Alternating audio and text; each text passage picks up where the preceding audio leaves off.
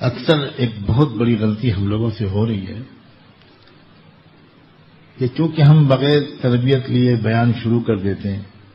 اس زمانے میں ایک بہت بڑا مسئلہ بہت بڑا مسئلہ، میں تو بہت عرصے سے غور کرتے کرتے اس نتیجے پہ پہنچ رہا ہوں کہ اس زمانے کے فتنوں اور گمراہیوں کا اور دین کے بارے میں غلط تصور کی ایک بہت بڑی وجہ یہ ہے کہ ہر کس و ناقص بیان کرنے لگا. یہ بہت بڑا فتنہ ہے، بہت بڑا فتنہ ہے. لاکھوں تابعین میں بھی ہر ایک کو بیان کی اجازت حضرت عمر نہیں دیتے تھے.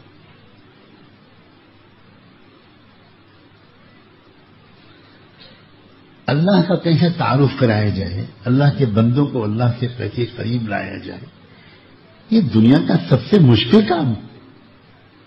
یہ وہ مشکل فن ہے جو اللہ نے نبیوں کو سکھایا ہوتا ہے. یہ ہر کس و ناقص کے بس کی بات نہیں ہے. اور یہ اسی غالباً ایک بہت بڑی وجہ ہے یہ کہ ہر کس و ناقص جو بیان کرنے لگا تو اس انداز سے بولنے لگا کہ عام لوگ اللہ تعالیٰ سے بہت زیادہ ڈر گئے اور اس کی رحمت سے مایوس ہونے لگے. بعض محقق علماء نے ایک بڑی گہری بات لکھی ہے کہ پچھلی قوموں میں جو شرک آیا اس کی بہت بڑی وجہ یہ تھی کہ اس قوم کے غیر تربیت یافتہ واعظ اور بیان کرنے والوں نے اللہ تعالیٰ کی صفات جلال کا اتنا تذکرہ کیا کہ عام آدمی ڈر گیا اور اس کے ذہن میں یہ آیا کہ بھئی اتنے ذوالجلال رب کو راضی کرنا ہمارے بس کی بات نہیں. اس لیے اس کے کسی مقرب ولی کو ڈھونڈ لیتے ہیں اور ان کے ہاں چادر چڑھا دیں گے، کچھ خوشبو لگا دیں گے، کچھ پھولوں کے نذرانہ پیش کر دیں گے اور کچھ ایسا کام کر دیں گے تو وہ راضی ہو جائیں گے.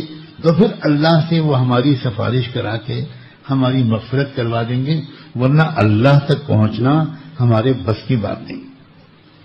بادشاہ تک تو ہر ایک نہیں پہنچتا. بادشاہ کے جو درباری ہوتے ہیں ان میں سے کسی تک پہنچ کر اپنا کام کروا لینا آسان ہوتا ہے.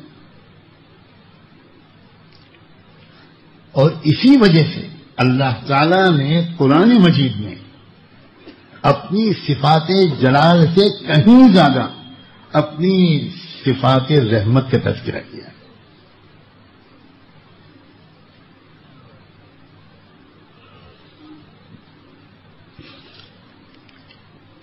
جب میں یہ بات کہتا ہوں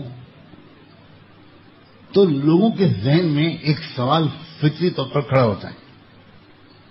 کل بھی میں نے اثر بات کی مجلس میں یہ بات کہی تھی کہ بیان کرنا کوئی کھیل نہیں ہے. 10-20 سال بڑوں کی نگرانی میں بیان سیکھنا پڑتا ہے اور ڈانٹ کھانی پڑتی ہے، مار کھانی پڑتی ہے. بیچ بیان میں سے بیان رکوا کر کھڑا کر دیا جاتا ہے. یہ سب میرے ساتھ ہوا ہے. میں کوئی پرانے زمانے کی بات نہیں کر رہا ہوں. جب میں جوانی کے جوش میں بیان کیا کرتا تھا تو میرے والد ماجد رحمۃ اللہ علیہ کہیں چھپ کر سنا کرتے تھے. دوسرے بعض علماء کو میرا بیان سننے کے لیے بھیجتے تھے. اور ایک سے زیادہ مرتبہ یہ ہوا کہ بھرے ہوئے مجمع میں میں بیان کر رہا ہوں اور بیان کے بیچ میں کوئی صاحب کھڑے ہوئے، کہا آپ کے والد صاحب نے کہلوایا ہے، بیان بند کیجیے، بیٹھ جائیے. یہ تماشا ہے، جو چاہے کھڑا ہو جائے. اس زمانے میں بہت چیزیں ایسی ہیں کہ میں کیا کروں. میں جس نوجوان کو دیکھو وہ پہلے ہی 3 دن اور 40 دن میں سرما لگاتا ہے، صافہ باندھتا ہے اور کم سے کم ڈپٹی حضرت جی تو بن ہی جاتا. اور زیادہ آگے بڑھتا ہے تو عصا لیتا ہے ہاتھ میں حالانکہ اسی عصا سے اس کی پٹائی پہلے ہونی چاہیے. کیا ہے یار یہ کیا ہے؟ تم کو یہی دو ایک سنتیں ملی ہیں ابھی تاکہ تم دوسروں کو دکھاؤ کہ میں کتنا بڑا بزرگ بن گیا.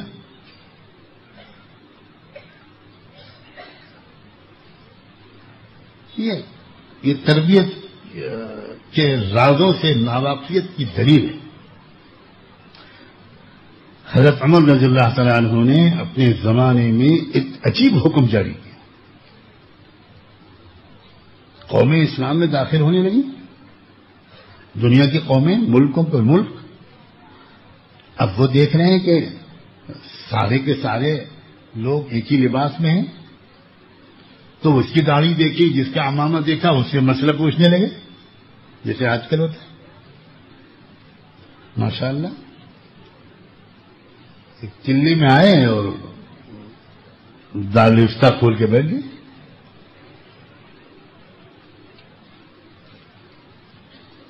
ایک بندہ بھی یہ نہیں کہتا بھائی میں مولوی نہیں ہوں، بھائی میں مولانا نہیں ہوں. جی فرمائیے جی پوچھیے طلاق کا مسئلہ پوچھیے، میراث کا مسئلہ پوچھیے. جو شہر کا مفتی اعظم بھی بتاتے وہ پسینے چھوٹ جائیں گے، وہ چلے والا بتا دیں گے.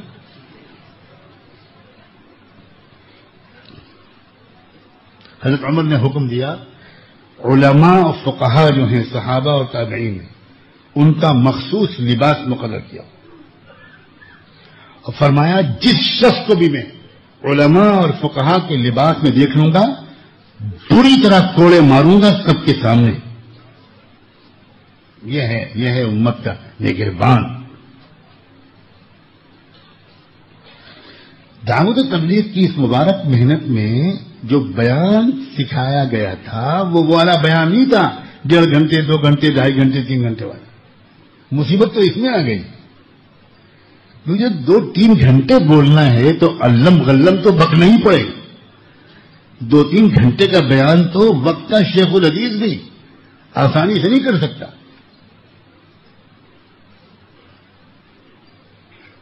اس میں تو الٹی سیدھی باتیں اور کارگزاریاں جھوٹی بالکل سنانی پڑیں گی،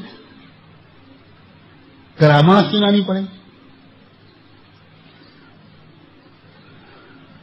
یہ بیان 15 منٹ کا، 10 منٹ کا، 7 منٹ کا، 20 منٹ بس ایسا ہوا کرتا تھا. سیدھا سیدھا اپنا رونا، یہ تھا بیان.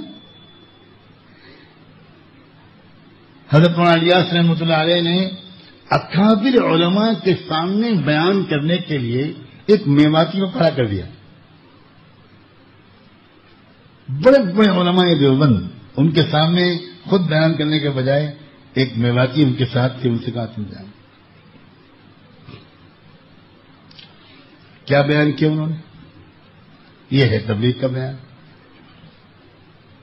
انہوں نے کہا کہ یہ حضرت جی نے مجھ سے کہا ہے کہ میں بیان کروں. میں کیا بیان کروں گا؟ میں تو اپنا رونا روتا ہوں کہ ہم تو گوبر پوچھتے تھے، مورتیاں گھر میں رکھتے تھے، ہمیں کلمہ نماز کا پتہ نہیں تھا، اور ایسے لاکھوں کروڑوں لوگ ہیں. یہ اللہ مولوی جی کا بھلا کرے، یہ آئے، ہم نے ان کو بھگایا، ڈانٹا، پھٹکارا، یہ برا نہیں مانے، پھر آئے.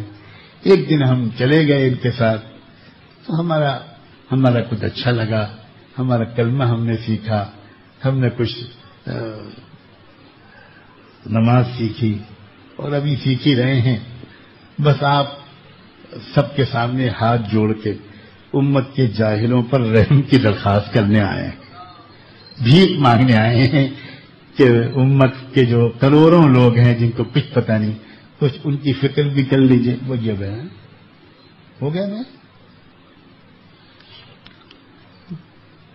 بڑے بڑے مشائخ اور اکابر کو میں آج صاف کہتا ہوں، اس وقت شروع میں اشکال تھا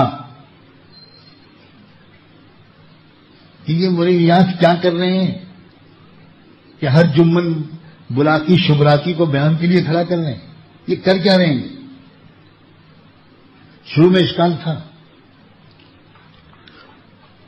تو حضرت مولانا الیاس رحمۃ اللہ علیہ اس کی بار بار تاکید کرتے تھے کہ بھائی تبلیغ میں تقریر نہیں ہے، یہ تقریر نہیں کرنی تم کو تو وہاں بس اتنی سی بات کہنی ہے کہ اللہ کے سوا کسی سے کچھ نہیں ہوتا، اللہ سے سب ہوتا ہے. یہ بولو گے تو اس بولنے کی وجہ سے یہ یقین تمہارے دل میں اتر جائے گا کہ بیٹھ جاؤ. نماز سے ہونے کا سب کچھ نماز سے ہوتا ہے، یہ بول دو اور بیٹھ جاؤ. سیدھی سادی 2-4 منٹ 5 منٹ 10 منٹ کی بات. یہ بیان نہیں ہے، یہ امت کی اصلاح کی کوشش نہیں ہے.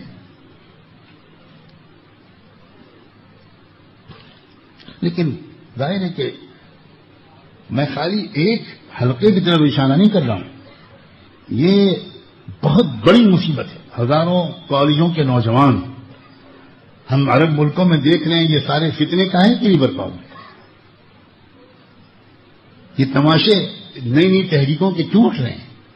وہاں بھی یہی غلطی ہوئی ہے کہ نوجوان لڑکے کالجوں کے جوش سے بھرے ہوئے اور انہوں نے کچھ آیتیں پڑھی، کچھ آیتیں سنی، کچھ آیتیں جہاد اور قتال کی سنی، اس پر تقریریں سنی، جوش سے بھر گئے اور بس ان کو وہ کھڑے ہو گئے. پورے قرآن کی، پورے دین کی سمجھ اور اس کے مطابق امت کو لے کر چلنا یہ بہت نازک مسئلہ ہے. اسی لیے اس میں ایک غلطی یہ بھی ہو رہی ہے کہ اللہ تعالی کے بارے میں کچھ اس طرح کی باتیں ہم کرتے ہیں کہ ایک عام نوجوان کی ہمت ہی نہیں پڑتی کہ وہ اللہ کو راضی کرے. وہ انتظار کرتا ہے بڑھاپے کا. نہیں میرے دوستو، یہ طریقہ صحیح نہیں ہے. یہ طریقہ صحیح نہیں ہے. یہ مزاج دعوت کا نہیں ہے.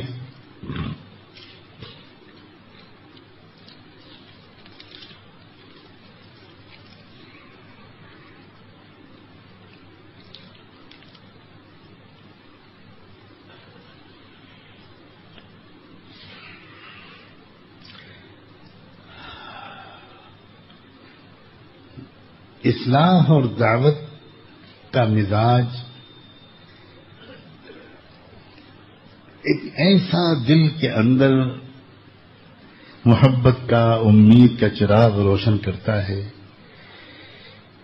کہ بظاہر بڑے بڑے گناہوں میں پھنسا ہوا کوئی عزیز نوجوان لڑکا یا لڑکی، اس پر بھی کبھی بھی حقارت کی اور مایوسی کی نظر نہیں پڑتی. کبھی نہیں پڑتی.